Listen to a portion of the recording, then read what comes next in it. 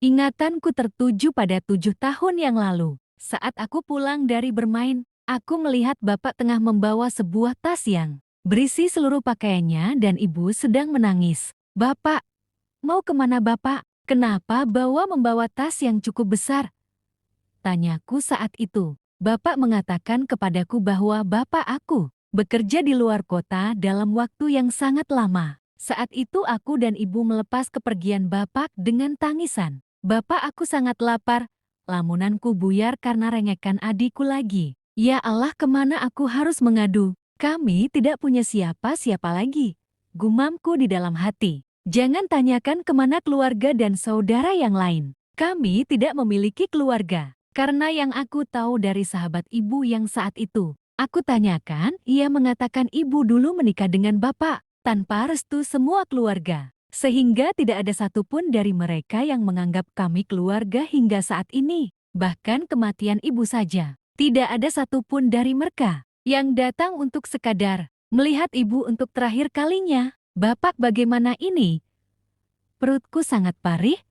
Apa hari ini kita bisa makan? Rengeknya lagi. Dwi, bisakah abang minta tolong kepadamu? Tanyaku kepadanya. Adikku lalu mengangguk dengan tangan masih memeluk perutnya. Abang mau keluar sebentar, mau mencari rezeki. Barangkali hari ini ada rezeki untuk kita. Nanti abang pulang bawakan adik makanan.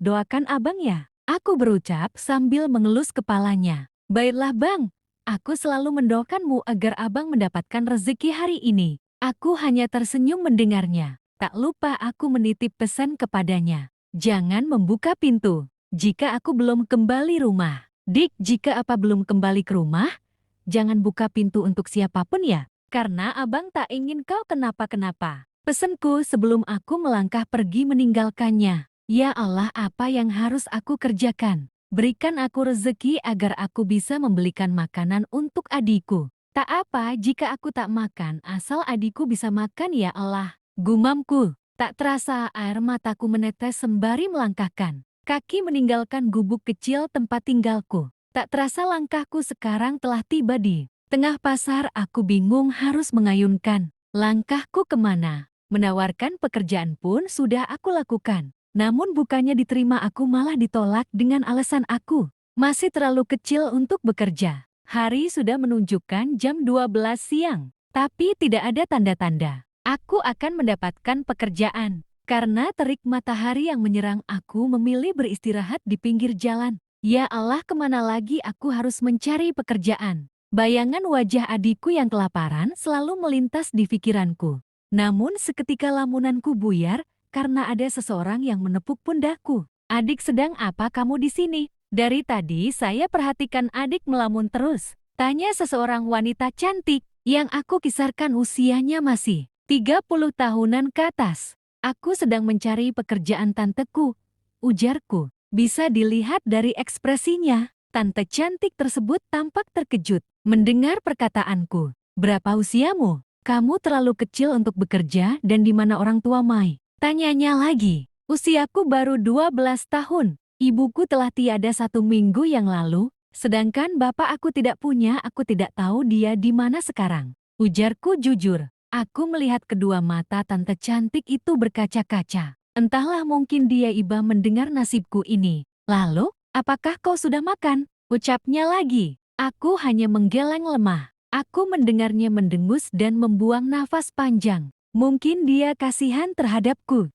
Beberapa saat hening di antara kami. Setelah ini kamu mau kemana? Tanyanya. Aku tidak tahu tante. Ingin pulang tapi aku sampai sekarang aku belum mendapatkan pekerjaan. Tak disangka tante itu menawarkan aku suatu pekerjaan. Bisakah kau membantuku? Ujarnya. Apa yang harus aku lakukan tante? Tanyaku sambil melilit bajuku. Aku ada suatu pekerjaan untukmu. Bisakah kamu melakukannya untukku? Tante cantik itu menanyakan ulang kepadaku. Insya Allah aku bisa melakukannya tante.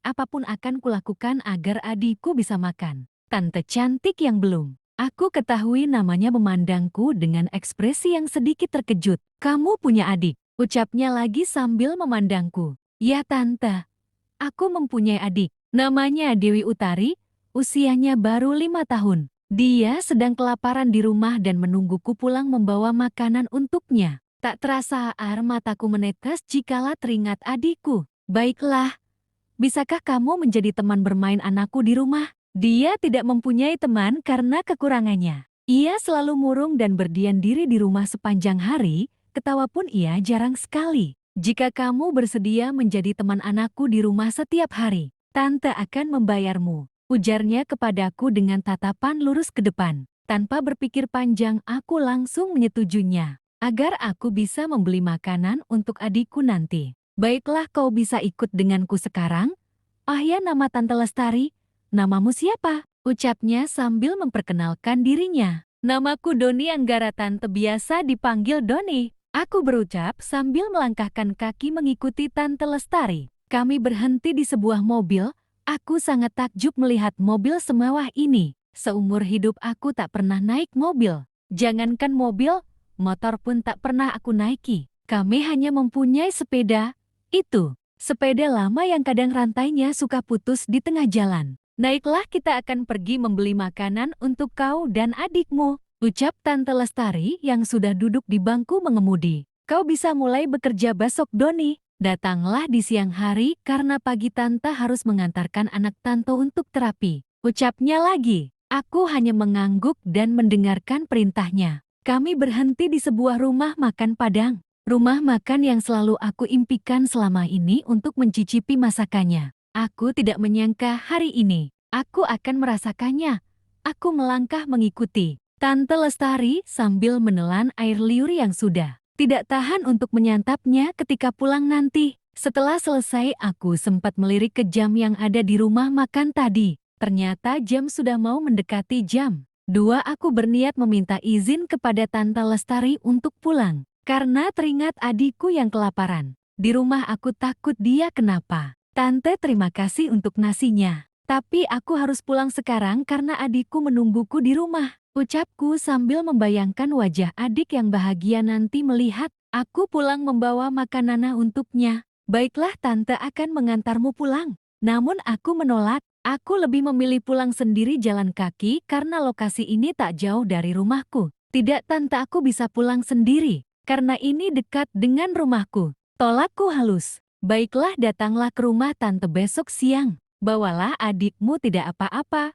Rumah Tante di komplek Anggrek nomor 15. Ini ada sedikit uang untuk kalian makan nanti malam dan untuk ongkosmu besok, ucap Tante Lestari sambil menyelipkan uang 100.000 kepadaku. Terima kasih Tante untuk semuanya. Aku berjanji akan datang besok siang ke rumah Tante, ujarku. Tante Lestari hanya menjawabnya dengan tersenyum kepadaku, lalu menaiki mobilnya dan meninggalkanku.